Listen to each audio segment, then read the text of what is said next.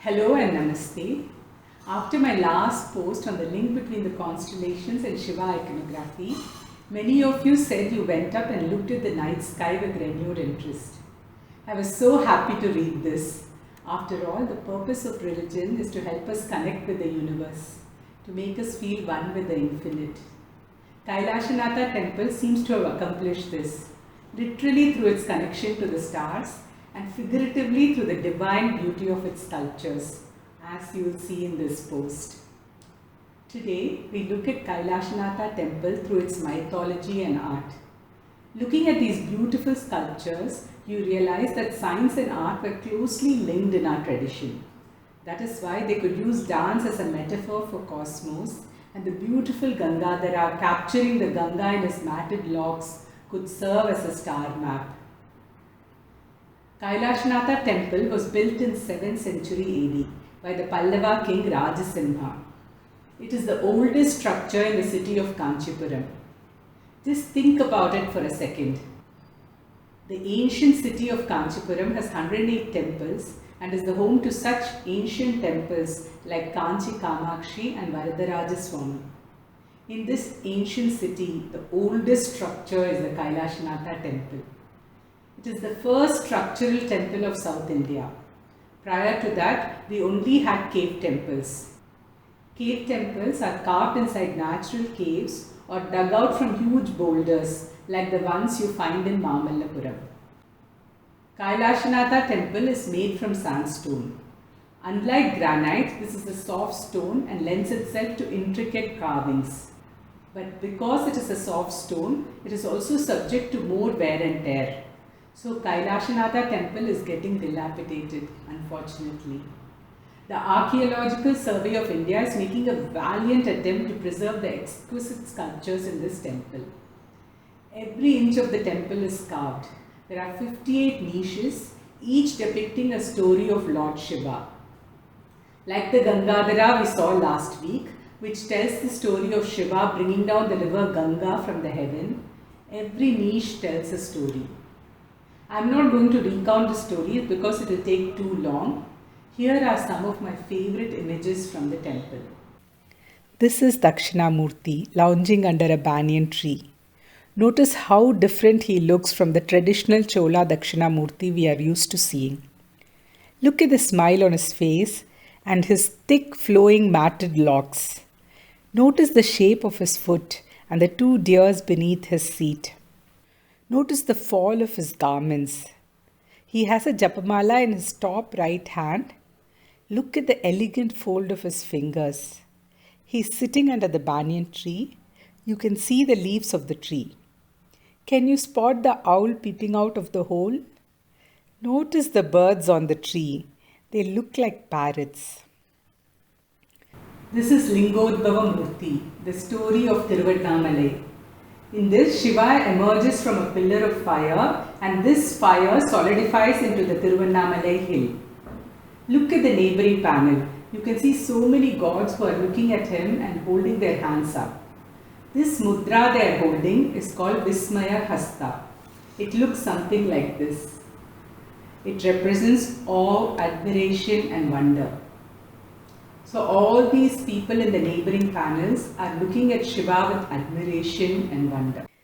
This is Shiva as Bhikshatana, the handsome mendicant whose beauty enamors the wives of the sages in the forest. You can see the bemusement in the faces of the women who are struck by his divine beauty. You can see the furious husband behind the women. On the top panel, you can see Shiva dancing one of his complex dance moves. This is another huge Bhikshatana. Just see how handsome he looks. Look at his hair. You can see the curl of his matted locks at the bottom of each strand. Normally, Shiva as Bhikshatana wears slippers. You can see them here. This is Shiva slaying the elephant demon as Gajasamhara Murti. Look at the energy and action in this image. Next to Shiva is Parvati. See how the sculptor has captured her emotion. She is conflicted, turning away from the frightening scene, at the same time unable to take her eyes off. Her head is turned towards Shiva and the rest of her body is turned away. The color differences you see in this image is the work done by Archaeological Survey of India to protect and restore the sculptures. This is a rare dance form of Shiva called Sandhya Tandavam. Every part of the image appears to be in motion. Notice the pose of Parvati in the adjoining panel. She has one foot on Nandi and the other folded and resting on a ledge. Her hand is also resting on the same ledge and she seems to be enjoying Shiva's performance. Notice how natural she looks, from the tilt of her head to the curve of her spine. This is Urdhva Tandavam, another famous dance move of Shiva. His foot is lifted vertically above his head. Nandi is also dancing next to him very elegantly, and there is a small dancing Shivagana near his feet. Shiva always seems to be dancing to an audience. In the adjoining panel, there is Vishnu holding a Vismaya Hasta, which, as I mentioned, indicates admiration and wonder. This is Shiva as Tripurantaka. In this form, he destroys the 3 demons or Rakshasas who were invincible. Next to him is Brahma. His 3 heads are visible. He is the charioteer of Shiva in this story. You see the 3 Rakshasas in the panel below. In the left panel, you see Shiva calmly seated in meditation. It provides a contrast to the energy and action of the center panel. On the right is Durga on her lion, which is prancing. See how she is bending her body to balance herself on the prancing lion. In the top panel, there is Ganesha and other intricately carved creatures. This is another image of Shiva as Tripurantaka slaying the 3 demons. You can see the 3 Rakshasas on the top. There is Brahma, his charioteer. Doesn't Shiva look like Orion here? His right hand is raised as though he is picking up his arrow from his quiver, and the other hand is holding a bow. This is Kala Samhara Murti. This is the famous story of Shiva fighting with Yama, the god of death, to protect Markandeya. Yama, the god of death, is also called Kala, which means time. Time is a synonym of death in Sanskrit because everything is destroyed in time. So the god of death is also called Kala or time. This form of Shiva is called Kala Samhara Murti, the destroyer of time. As if to reiterate the power of time, even this image of Kala Samhara Murti is very dilapidated. You can see the extensive repair work that ASI has done on the sculpture to restore it. This is another Kala Samhara Murti. Look at how playful he appears. Shiva apparently never looks angry even when he is slaying demons. This is Durga. Have you seen a more beautiful Durga? She is leaning on her lion. Notice the elegant turn of her arm with the elbow partially resting on the lion's head. The lion is turning his head and looking at her lovingly.